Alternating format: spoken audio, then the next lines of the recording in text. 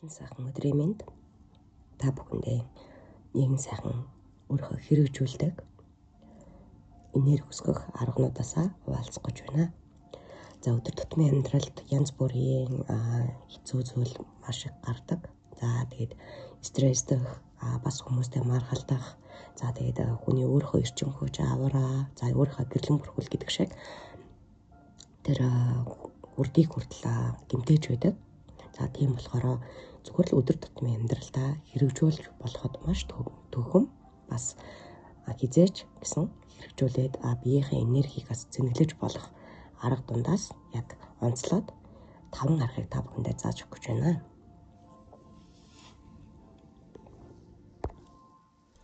За би өөрөө энэ аргануудыг болохоор байнгын өдөр тутмынхаа амьдралд хэрэгжүүлдэг байгаа. Тэгэхээр маш олон арга байдаг. За тэгээд ерөнхийдөө бол ингээд хайгаад үзэх юм бол маш олон арга байдаг шүү дээ, тий. Амьдралын яг ингээд энэ хэцүү үед ч вэ, ажил төрөлтэй, за хүүхдээ асардаг, ингээд янз бүрийн тий асуудалтай хүмүүс маш олон байгаа. Тэгэхээр өөрийнхөө биеийн тохирсон өөрийнхөө яг сэтгэл санаа байгаа байдалтай тохируулан бас янз бүрийн аргуудаас судалж агаад өөртөө бас тохируулж авах хэрэгтэй болов гэж боддог. За миний бол хэрэгэлдэг арга гэх юм бол энерги өсгөхдөө би яаж өсгөдөг вэ гэхээр өөрийнхөө биеийн эрчим хүч тий гэрлэн бүрхүүл гэж ярьдаг шүү дээ, тий аваараа, за тэгээд хүрдээ яаж өсгөдөг вэ гэхээр энерги яаж хэрхэн өсгөдөг вэ гэхээр би ерөнхийдөө зүгээр л энгийн амьдралаар 5 аргыг яг өөртөө яг тадал болгон авсан байдаг. За та бүхэн ч гэсэн өөртөө хэрэгтэй бол энэ бас миний бас хэрэгэлдэг аргаас бас суралцаад аваасай, өөрийнхөө бас энергийг бас өсгөдөг байгаасай, тий хэрүүлдэ янз бүрийн маргалцсан хүмүүсийн хажууд ч юм уу ерөнхийдөө бол өөрийнхөө энергийг тий өдөр бүр гоё зэнгэлж байгаасай гэсэн тий. Хүн стрессдэг тусам оюуны потенциал, оюуны чадамж бас буурдаг.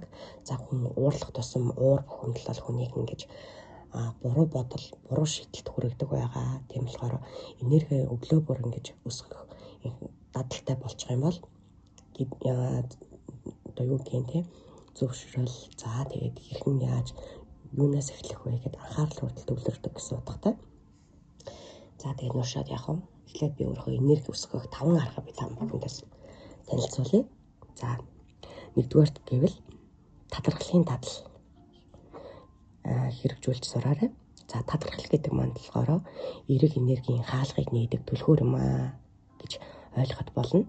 Та өөрийнхөө амьдарч байгаадаа энэ өмсөж идэж ууж байгаадаа тий энэ орчлонд төрүүлж өссөн ээж аавдаа бүхий л зүйл талархаж болно. Талархал бол хизээж ингэж дуустдаггүй. Та өдөр болгон чин сэтгэлээсээ талархаж сурах хэрэгтэй. Тэгснээр таны эерэг энергийн хаалгыг нээдэг түлхүүр гэж хэлж болно. Тийм учраас талархаж сурах хэрэгтэй. Өглөө бүр эртхэн босоод энэ сайхан байгальдаа, энэ сайхан тий агаартай талархах зүйл маш олон байдаг. Тийм болохоор чин сэтгэлээсээ гой талархаж сураарай.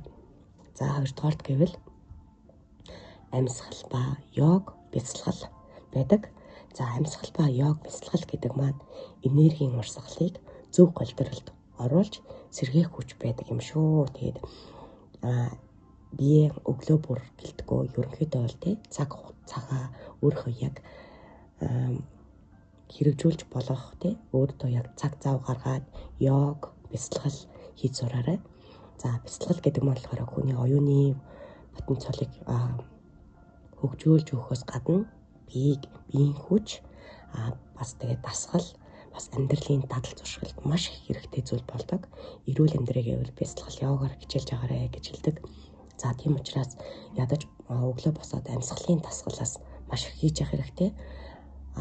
Яг зөв голдролоор нь болохоор хамраараа аваад амаараа яг гаргах бүтэн амьсгалыг аваад тэгээд ингэж гаргаж байгаарай. Эсвэл йог өөртөө ядаж 5 минутыг зарцуулаад өглөөний наранд нар мандах үед сайхан нарны эрчим хүчээ аваад за тэгээд нарны бясалгал хийж сураарай.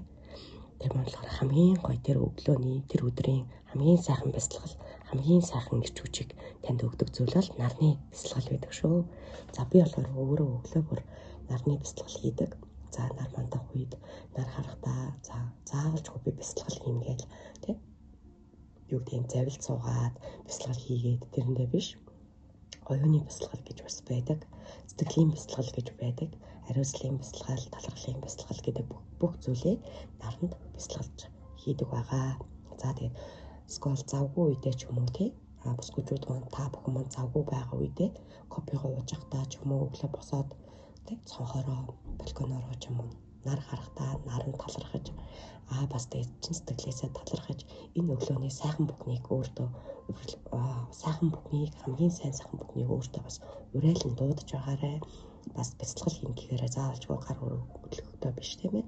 Сайхан чин сэтгэлээсээ сайхан тайвшраад 5 минут ч бай кофего уугаад сайхан нар хараад сайхан дотроосоо ингэж гоё бяцлагж сураарэ гэж хүсэж байна. За 3 гэх юм бол эрэг бодол ба үг. За эрэг бодол ба үг гэдэг маань бодол болон үг бол энерги. Энэ энерги бол таны одоо байгаа бодит байдал гэдэг. Хамгийн сайн сайхан бүхнийг өөртөө хүсэж байгаа бол хамгийн сайхан энергийг өөртөө дууд гэж би уншиж байсан. Тийм болохоор та юу бодно түүгээ авдаг гэж. Юу тарина түүгээ хураадаг гэдэг шүү дээ. Тэрнтэй адилхан эрэг бодлыг та өөртөө хуримтлуулах тусам сайн сайхан эрэг хүмүүстэй уулзрахаас гадна ажил үйл тань эргээр сайхан бүтэж байх. Тэр сайхан бодол, тэр сайхан зүүн бэлгийг өөртөө хураахын тулд үргэлж сайхан эрэг бүхнийг өөртөө бас хуримтлуулж агаарэ. Хэдий ингээд за тэр болохгүй илгүү дээ. За энэ ч дээ энэ хутлаа эцтэй гэх тэр зөвхөн тэр бодол бол дандаа сөрөг бодол болоод таталцлын хүчээр гэх юм бол сөрөг зүйлийг татаж эхэлдэг гэсэн үг ээ. Тийм болохоор нэмэхэд татдаг шиг, хасгаа татдаг шиг хамгийн сайхан болохгүй байсан ч гэсэн дотроо болно гэдэгт итгэж тий сайн сайхан бүхнийг найдаж итгэж хүлээж тий бас сайхан эрэг бодлоороос өөрийгөө цэнэглэж агаарэ. Тэгээд хэцүү байсан ч гэсэн энэ бүхэн болно доо. Сайн сайхан бүхэн зүйл ирэндээ ч юм уу тий өөрийгөө хамгийн сайхнаар ингэж тэтгэж бас ингэж хамгийн сайхан үгийг бас өөртөө өгч хамгийн сайхан бодлыг бас өөртөө гэж хуримтлуулснаар эрэг бодлыгоо эрэг сайхан бүхэн ажил үсэг тань бүтээж бүх зүйл эргээр сайхан бүтээгсээр сайхан бодол гэдэг хамгийн хүчтэй зүйл байдаг.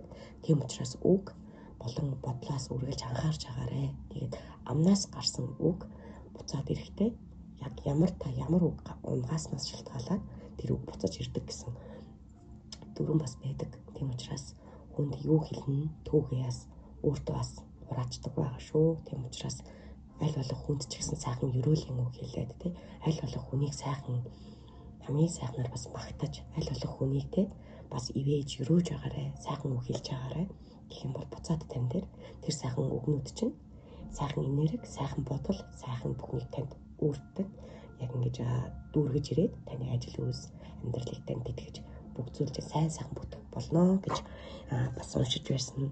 Лекцэнд ч гэсэн бас сууж байхад бас нэг сайхан хүмүүс тэгж ярьж байсныг байсан. Гинт он санчлаа. Тийм учраас эрэг бодол хамгийн чухал байдаг шүү. За 5 дугаарт байгальтай холбогдох. За байгальтай холбогдох гэдэг маань цэвэр энергийн анхны их болог байдаг. За байгальтай холбогдсноор та яг энергитэй сөрөг энергийг устгаж цэвэр энергийг өөртөө шингээж авдаг гэсэн үг. Тэгэхээр цаг чөлөө цагаараа ч юм уу цаг заваараа ч юм уу 7 хоногт нэг удаа ч юм тий. За болио гэхэд ерөнхийдөө ажил завч амралтаараа ч юм уу тий. Байгальд их гарч байгаарэ ой мод ихтэй тий. Төгөл ихтэй эсвэл гол ус мөрөнд ихтэй газар ч юм уу тий. Хүн багтай газар одоо очиж сайхан шороонд муу энергийг шингээж модноос сайн энергийг авч агаарэ. Хамгийн төгс шийдэл бол байгальтай холбогдох. Байгальтай холбогдсноор муу энергийг газар шингээж сайн энергийг мод ургамал агаараас та дүүргэж авах болно. Тэгснээр таны бүхэл зүйл энерги чинь өсөж бүхэл сайхан авраа тань зэмлэгддэг. Хамгийн том эрчим хүч бол байгаль шүү. За 5 дугаарт өөрийгөө уучлах, хүлээн зөвшөөрөх хэрэгтэй. За өөрийгөө уучлах, хүлээн зөвшөөрөх гэдэг маань болохоор дотоод амгалангийн хаалга нэгддэг агшин гэсэн утгатай. За өөрийгөө уучлах, өөрийгөө хүлээн зөвшөөрнө гэдэг маань болохоор яг үнэхээр ямар утгатай вэ гэхээр та өөрийнхөө дотоод би хэм бэ тий би гэж яг хэн бэ? Өөрийгөө таних мэдэх хэрэгтэй. Зарим хүмүүс болохоор өөрийгөө ойлгож мдээгүй хүсээ болоод гадаад болон дотоод хүнтэйгээ их зөрчилддөг. Би ч гэсэн анх тийм л байсан. Яг үнэхээр гаднаа болохоор өөр дотроос дотоод хүн манаас өөрийгөө яг ингэж олж харж чадаагүй байхгүй надад байсан. Яг тэр шиг хүмүүс ч гэсэн бас яг тийм үе зөндөө яг тохиолддог. Тэгэж явах юм бол амьдрал тань яг нэг бодлоонтэй, эдрээтэй яг яах учраа олохгүй ийм эсрэг тесрэгийн туйл дунд ингээд явдаг ийм урсгалтай байд юм байлээ. Тийм учраас өөрийгөө олох гэдэг маань болохоор дотоод хүнээ мэдэрч тий ганцаараа чимээх хүн суугаад үнэхээр өөрийгөө таньж мэдэх хэрэгтэй гэдэг юм байлээ л дээ. За би гэдэг хүн яг ямар хүн юм бэ? За миний одоо өөрийгөө уучлах хэрэгтэй. За өөрийгөө хүлээн зөвшөөрөх хэрэгтэй тий. За би ямар хуу шаарчтай байлээ тий. Би нэрээ сайн тал, муу тал гэх мэтчлэн өөрийгөө яг хүлээн зөвшөөрч дотоод хүнтэйгээ нэгдмэл болсноор таны дотоод амгалангийн хаалга нэгддэг байгаа. Тийм учраас зөв бодол, зөв эрчим хүч, зөв газраа, зөв хүмүүстэйгээ амьдрах сэтгэл бүх зүйлийг нээж өгдөг. Тэр бол дотоод амгалангийн хаалга нэгддэг зүйлийг хэлж байгаа юм шүү. Тийм учраас та ч гэсэн энэ 5 зөвлөгөө бол маш энгийн яг л бидний амьдралд хэрэгцээтэй яг л энгийн дадал болгоод ингээд хэрэгжүүлээд явхад маш амархан энгийн 5 арга байгаа. Тэгээд мэдээж хэрэг хүний энерги хамгийн түрүүнд яаж нурдаг вэ гэхээр муу зүйл хэрэглэх. За тэгээд амтантай хэрэлдэх. За эсвэл стресстэйг хүний тархлаа ундаг шиг хүний шууд авраа шууд хүний хүрд шууд цоордог. За бас муу энергитэй хүнтэй уулзаж учрахад хүртэл гар барихад хүртэл тэр муу энерги нь одоо баг үрдэг гэдэг шиг. Тийм учраас ингээд хүний ямар газар иргэн орчин тойрон чинь тий эсвэл одоо ямар хүнтэй хайцнаас тэр энергийн түвшин чинь дээшлэх, доорчлох гэж байдаг шүү. Тийм учраас та ч гэсэн энэ бүхнийг бас сайн мэдж явах хэрэгтэй. Одоо үед ямар байдаг вүлээ тий. Маш их нэг хэрүүл маргаантай хүмүүсийн газар очсон байхад нэг юм тавчуу хэцүү байгаад идэг штэ тий. Эсвэл сайхан хүмүүстэй уулзах нэг гой сэтгэл сэргээл нэг гой байх. Та бас тэрийг бас сайн мэдж явах хэрэгтэй. Ямар газар би ямар гой байна. Ямар газар надад хэцүү байна. Тийм ээ. Тийм учраас жоохон эвгүй газар очиод жоохон ингээд эвгүйтэй байх юм бол яг вэ гэхээр энэ энгийн 5 аргыг бас та туршиж үзэх хэрэгтэй. Энгийн 5 арга яаж хэрхэн турших вэ гэхээр за нэг газар очиод ингээд байж идэл нэг сонин эвгүйтэй л дээ. Энэ нэг орчин тойрон таалагдахгүй нэг л сонин байгаа л дээ. Уур хөрмөөр бохиндмаар юм шиг байгаа бол дотроо муу мухай зүйлийг бодох биш. Харин сайхан зүйлийг бодож тэр хүмүүс ч гэсэн стресстэй уур бохиндолтой байх юм бол та харин зөөлөн айдуунаар сайхан бүхнийг хэлж амаараа сайхан өрөөлөг хэлж тэр хүмүүсийг бас уйрааснаар буцаагаад танд тэр сайхан энерги буцаад хуримтлагдаад ирэх учраас тэр газрын одоо муу мухай энерги тань шингэхгүй гэсэн үг. Харин сайхан зүйл нь танд буцаад ирдэг гэсэн утгатай. Тэгээд сайхан газар очиод сайхан энергитэй хүмүүсийн газрууд хажууд байхаар хаана байгаар та гойцонлогдож байна. Хаана байгаар муухай байна. Эвгүүдэж байгаа газраа та энэ хөө энерги өсгөх 5 аргыг ерөнхийдөө бол тогтмол хийж заашаарай.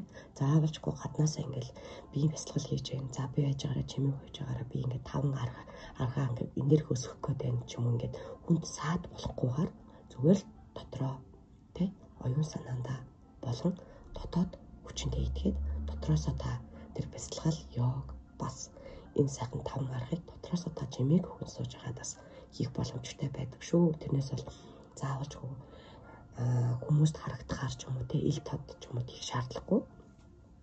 Тийм учраас маш энгийн байдаг. Хаач зүгээр автобусан суугаа явж явахтаач те машина бараа явж явахтаач эсвэл ганцаараа кофе гуугаа сууж явахтаа ч юм уу те хүүхдээ унтуулж явахтаа ч юм уу гэд ажиллаа хийж явахтаа ч юм те уур бухимдал хүрэх жоохон эвгүүдэх те үед чинь таны яг дархлаа унах үед таны бас эрчим хүч ундаг.